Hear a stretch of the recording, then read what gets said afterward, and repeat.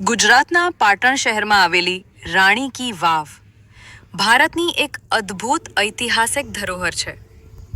રાણી કી વાવનું નિર્માણ ઈસવીસન 11મી સદીમાં સોલંકી વંશના શાસનકાળ દરમિયાન રાણી ઉદયમતીએ પોતાના પતિ રાજા ભીમદેવ પ્રથમની સ્મૃતિમાં કરાવ્યું હતું.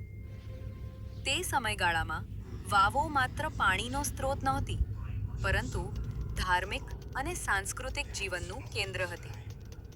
રાણી કી વાવને ઉલ્ટા મંદિરની જેમ ધરતીની અંદર બનાવવામાં આવી છે, જેમાં અનેક સ્તરો અને સુંદર પગથિયા જોવા મળે છે.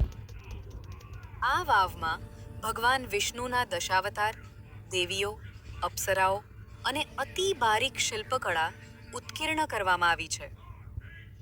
સારસ્વતી નદીના પૂર કારણે આ વાવ સદીઓ સુધી માટીમાં દબાઈ ગઈ હતી, જેના કારણે તેની કલા સુરક્ષિત રહી. 20મી સદીમાં ભારતીય પુરાતત્વ સર્વેક્ષણ દ્વારા રાણી કી વાવને ફરીથી શોધી અને પુનઃસ્થાપિત કરવામાં આવી. વર્ષ 2014માં રાણી કી વાવને યુનેસ્કો વિશ્વ ધરોહર સ્થળ તરીકે માન્યતા આપવામાં આવી.